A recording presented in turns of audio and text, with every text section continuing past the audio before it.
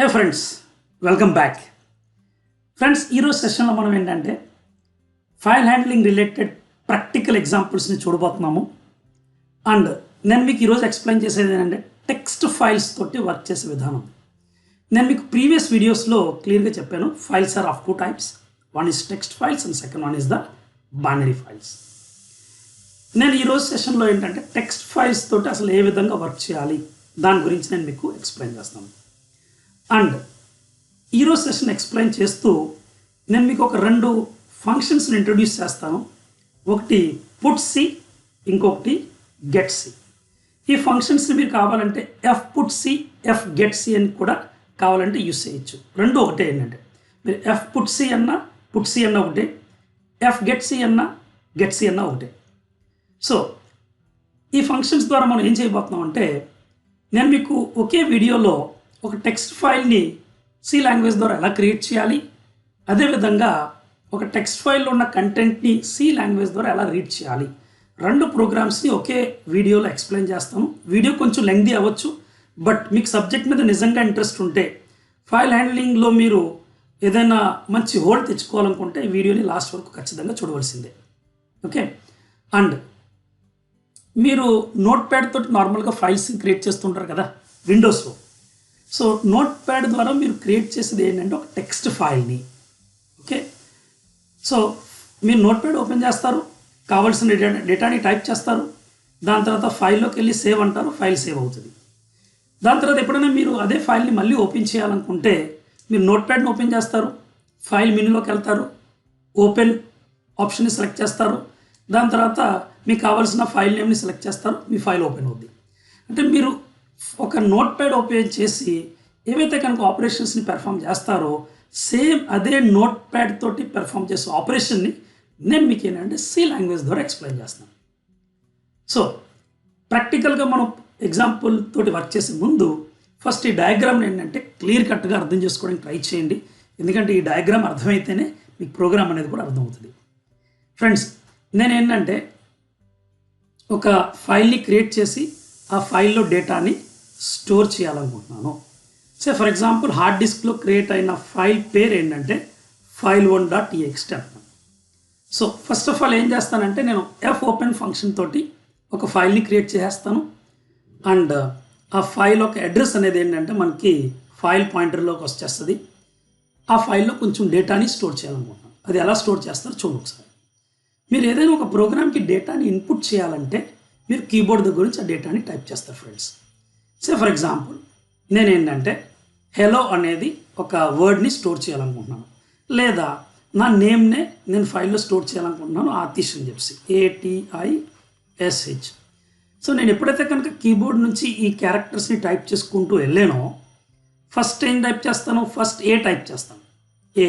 So నేను ఎప్పుడైతే కీబోర్డ్లో నేను ఏని టైప్ చేశానో ఇమ్మీడియట్లీ స్కాన్ ఫంక్షన్ ఏం చేస్తుందంటే ఆ టైప్ చేసిన క్యారెక్టర్ని రీడ్ చేయడం జరుగుతుంది. సో స్కాన్ఎఫ్ ఏం చేస్తుందంటే మీరు కీబోర్డ్ దగ్గర నుంచి ఎంటర్ చేసిన క్యారెక్టర్ని తీసుకుని కీబోర్డ్ బఫర్లో స్టోర్ చేస్తుంది. ఫ్రెండ్స్, ఇక్కడ ఇంకొక ఇంపార్టెంట్ పాయింట్ ఏంటంటే మీరు కంప్యూటర్స్తో వర్క్ చేసేటట్టయితే ఒక పాయింట్ తెలుసుకోండి.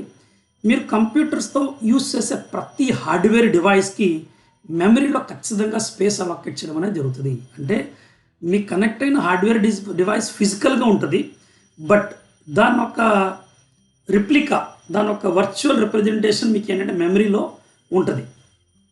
ఓకే, దాన్నే మనం ఇక్కడ కీబోర్డ్ బఫర్ అంటాం. అంటే కీబోర్డ్కి కూడా మెమరీలో స్పేస్ అలొకేట్ అవుతుంది.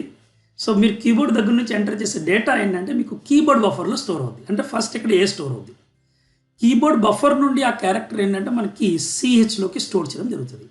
ఇది యాక్చువల్గా ఏంటంటే స్కాన్ఎఫ్ ఫంక్షన్ చేసే పని. ర్యామ్ మెమరీలో సిహెచ్ అనే వేరియబుల్లో మీకు ఏ స్టోర్ అయిపోయింది ఫ్రెండ్స్. దీని తర్వాత మీరు ఈ ఏ అన్న క్యారెక్టర్ని పర్మనెంట్గా ఫైల్లో స్టోర్ చేయాలనుకుంటే మీరు ఫైల్ ఆల్రెడీ క్రియేట్ చేసి ఉంచారు ఫ్రెండ్స్. మీరు చేయవలసిందల్లా ఏంటంటే ఈ యొక్క క్యారెక్టర్ని మీరు ఏంటంటే ఫైల్లోకి షిఫ్ట్ చేయడం. సో ఈ ఫైల్ హార్డ్ డిస్క్లో ఎక్కడైతే క్రియేట్ అయ్యి ఉందో దాని ఒక అడ్రస్ మన ఫైల్ పాయింటర్ వేరియబుల్లో ఉంది. అండ్ ఈ ఫైల్ పాయింటర్ అనేది డైరెక్ట్గా హార్డ్ డిస్క్లోకి డేటాను రాయదు. ఈ హార్డ్ డిస్క్కి రిప్లికా ఒక బఫర్ మెమరీ అనేది క్రియేట్ అయి ఉంటుంది. సో మనం పుట్ సి అని ఒక ఫంక్షన్ యూజ్ చేస్తాం ఫ్రెండ్స్. ఇదే చాలా చాలా important function, file management function. ఇక్కడ ఇది పుట్ సి అంటే పుట్ ఏ క్యారెక్టర్, ఒక్క సింగిల్ క్యారెక్టర్ని. ఎక్కడుంది ఆ క్యారెక్టర్? సిహెచ్ అనే వేరియబుల్లో ఉంది. ఎక్కడ రైట్ చేయాలి? ఫైల్ పాయింటర్లో. ఈ ఫైల్ పాయింటర్ దేనికి కనెక్ట్ అయి ఉంది? బఫర్కి కనెక్ట్ అయి ఉంది. అండ్ బఫర్లో వచ్చిన డేటా అనేది ఇమ్మీడియట్లీ ఫైల్లోకి పర్మనెంట్గా స్టోర్ చేయడం జరుగుతుంది. సో ఈ విధంగా నేను ఆర్టిస్ట్ అని చెప్పి నా నేమ్ ఎంటర్ చేస్తే నా నేమ్లో టోటల్గా ఏంటంటే 5 లెటర్స్ ఉన్నాయి, అంటే 5 క్యారెక్టర్స్ ఉన్నాయి. అంటే నేను కీబోర్డ్ మీద 5 కీస్ని ప్రెస్ చేస్తాను. సో ప్రెస్ చేసిన ప్రతిసారి ఏంటంటే కీబోర్డ్ బఫర్లో క్యారెక్టర్ వెళ్ళడం, దాని తర్వాత మళ్ళీ సిహెచ్లోకి వెళ్ళడం, అక్కడ నుంచి ఫైల్ పాయింటర్ ద్వారా బఫర్ సహాయంతో ఆ క్యారెక్టర్ ఏంటంటే మనకి ఫైల్లో స్టోర్ అవ్వడం జరుగుతుంది. ఈ ప్రాసెస్ అనేది కంటిన్యూస్గా నా నేమ్ని ఎంటర్ చేయడం కోసం ఎన్నిసార్లు జరగాలి? 5 టైమ్స్ జరగాలి. కానీ ఎన్నిసార్లు జరగాలనేది ముందుగా ఎవరు చెప్పలేరు కాబట్టి దీన్ని మనం ఏంటంటే కంటిన్యూస్గా ఒక లాజికల్ లూప్ ద్వారా ఎగ్జిక్యూట్ చేయడం జరుగుతుంది. అంటే నేను ఇక్కడ రాసిన స్టెప్స్ ఏవైతే ఉన్నాయో ఇవన్నిటిని తీసుకెళ్ళి మనం ఒక లూప్లో పెడతాం ఫ్రెండ్స్. సో నేను ఇక్కడ మీకు ఏంటంటే పుట్ సి ఫంక్షన్ ఒక యూసేజ్ని ఎక్స్ప్లెయిన్ చేశాను. ఇప్పుడు మీరు హార్డ్ డిస్క్లో ఒక ఫైల్ని క్రియేట్ చేశారు. ఈ హార్డ్ డిస్క్లో ఏదైతే ఫైల్ క్రియేట్ అయిందో దాంట్లో ఉన్న డేటాని మీరు స్క్రీన్ మీద ప్రింట్ చేయాలనుకుంటున్నారు. దానికోసం మీరు ఏం చేస్తారంటే ఫైల్ని రీడ్ మోడ్లో ఓపెన్ చేయాలి. ఇక్కడికి వచ్చేటప్పటికి ఫైల్ని ఏంటంటే రైట్ మోడ్లో ఓపెన్ చేయాలి. ఈ పర్పస్కి ఏంటంటే ఫైల్ని రీడ్ మోడ్లో ఓపెన్ చేయాలి. దాని తర్వాత ఈ ఫైల్లో ఉన్న ఒక్కొక్క డేటాని మీరు రీడ్ చేయాలి.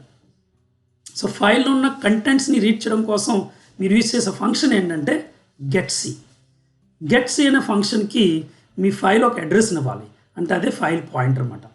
సో ఫైల్ పాయింటర్ని పారామీటర్ కింద పాస్ చేశాను. అండ్ ఈ గెట్ సి ఫంక్షన్ ఏం చేస్తుందంటే ఈ ఫైల్ పాయింటర్ సహాయంతో ఫైల్లో ఉన్న ఒక క్యారెక్టర్ని రీడ్ చేసి సిహెచ్కి అసైన్ అవుతుంది. సిహెచ్ నుంచి మీన్స్ ఈ డేటా అనేది యాక్చువల్గా బఫర్కి వెళ్తుంది.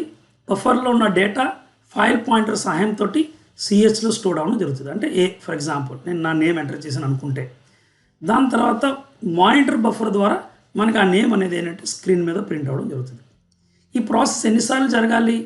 ఫైల్లో ఉన్న ప్రతి కంటెంట్ మనకి స్క్రీన్ మీద ప్రింట్ అయ్యేంత వరకు జరగాలి. అంటే ఇక్కడ కూడా ఒక లూప్ని యూస్ చేస్తాము, కానీ లూప్ని ఎప్పుడు బ్రేక్ చేస్తాం? మన ఫైల్ పాయింటర్ ఎండ్ ఆఫ్ ఫైల్కి రీచ్ అయ్యేంత వరకు ఈ ప్రాసెస్ అనేది జరుగుతూనే ఉంటుంది. సో ఫ్రెండ్స్ ఇది concept friends. Get C and put C ఫంక్షన్స్తో వర్క్ చేసే విధానం. అండ్ ఇప్పటికీ ఈ వీడియోని మీరు ఇప్పటి వరకు వింటున్నారు అంటే it shows that really you have lot of interest in learning the subject. So please ఒకసారి మీరు కామెంట్ లైన్లో తెలియచేయండి దట్ ఇప్పటి వరకు నేను చెప్పింది కాన్సెప్ట్ అర్థమైందా లేదా. ఇప్పుడు నేను మీకు ఏంటంటే ప్రాక్టికల్గా 2 ఎగ్జాంపుల్స్ని ఎక్స్ప్లెయిన్ చేయబోతున్నాను. ఓకే, ఒకటి ఫైల్ క్రియేట్ చేసే విధానం, ఇంకొకటి ఏంటంటే ఆ ఫైల్ క్రియేట్ అయిన తర్వాత ఫైల్లో డేటాని రీడ్ చేసి స్క్రీన్ మీద డిస్ప్లే చేసే విధానం. నాకైతే తెలీదు వీడియో ఇంకెంత లెంగ్దీ అవుతుందో అన్నది, but let's work guys. So friends ఇది మన C free ID and file demo1.c అనేది ప్రోగ్రామ్ నేమ్. అండ్ ఫైల్ నేమ్ని ఏంటంటే నేను యూజర్ దగ్గర నుండి రీడ్ చేద్దాం అనుకున్నాను. ఎఫ్ నేమ్ అని చెప్పి ఒక ఫైల్ నేమ్కి ఒక వేరియబుల్ని తీసుకుంటున్నాను. అండ్ సైజ్ నేను 10 ఇస్తున్నాను ఫ్రెండ్స్, ఎందుకంటే ఒక ఫైల్ ఒక నేమ్ని మ్యాక్సిమం 10 క్యారెక్టర్స్ వరకు తీసుకుందారనిపించింది నాకు. కామా సిహెచ్ అని చెప్పి ఒక క్యారెక్టర్ వేరియబుల్. అండ్ ఫైల్ హ్యాండ్లింగ్తో వర్క్ చేసేటప్పుడు చాలా చాలా ఇంపార్టెంట్ పాయింట్ ఏంటంటే మీరు ఒక ఫైల్ పాయింటర్ని క్రియేట్ చేయాలి. అండ్ ఫైల్ పాయింటర్ని క్రియేట్ చేయడం కోసం ఫైల్ అనే స్ట్రక్చర్ వేరియబుల్ యూజ్ చేయాలి ఫ్రెండ్స్. ఓకే, దాని తర్వాత ఇక్కడ ఏమంటానంటే print F enter file name. నేను యూజర్ దగ్గర నుండి ఒక ఫైల్ నేమ్ని రీడ్ చేస్తున్నాను.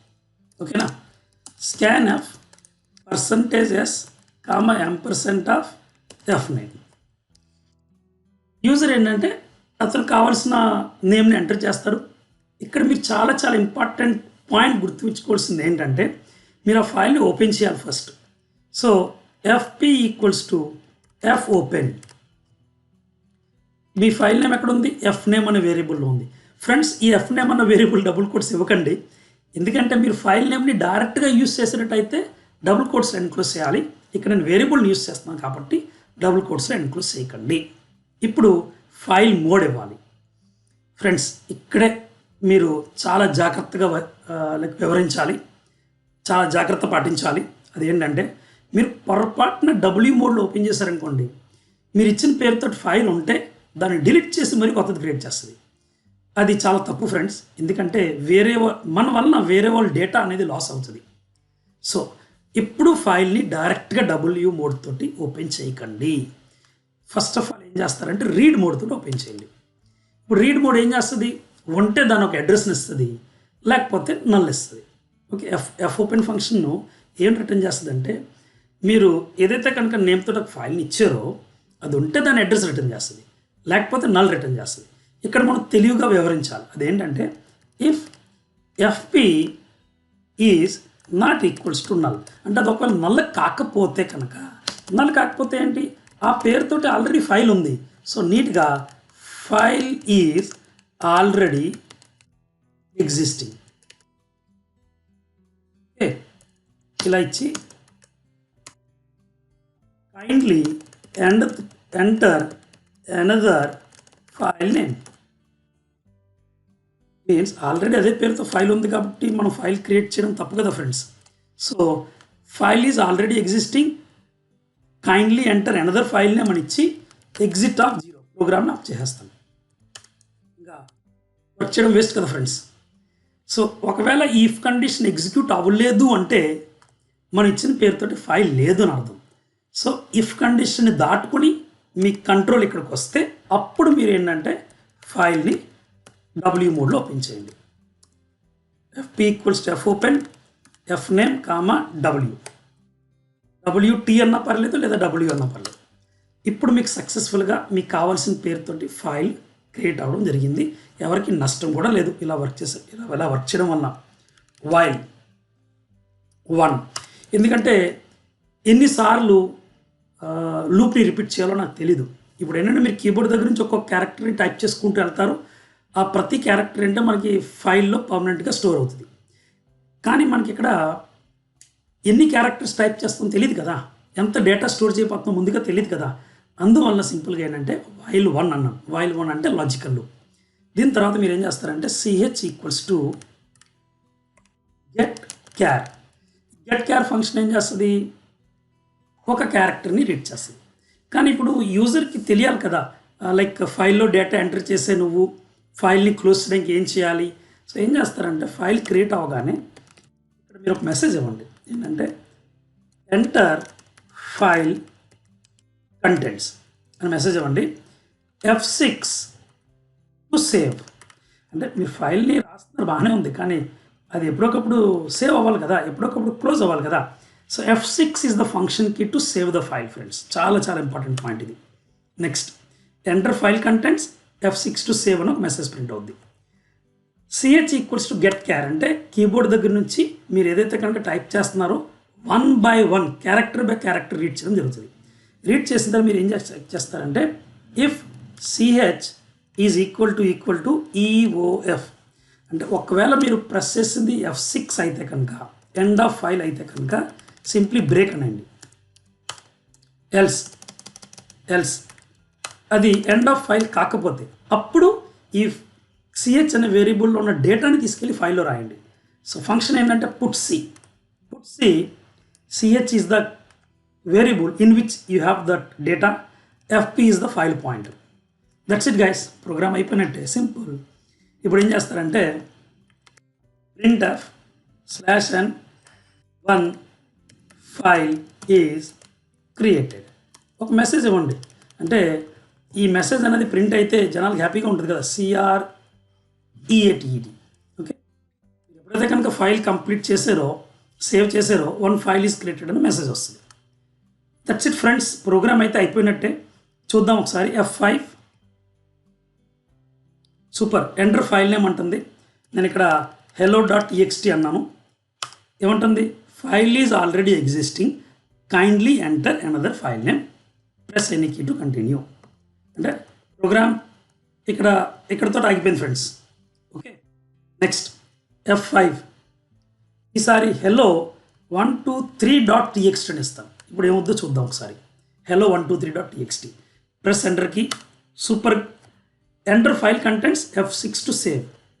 Hey, myself, Atish Jain. I am teaching C language since 10 plus years. If you are looking for my paid courses, please contact me. That's it friends. F6 అంటాను. File close అయిందో లేదో చూద్దాం ఒకసారి. F6 గుర్తుపెట్టుకోండి. Super, 1 file is created అనే message వచ్చింది.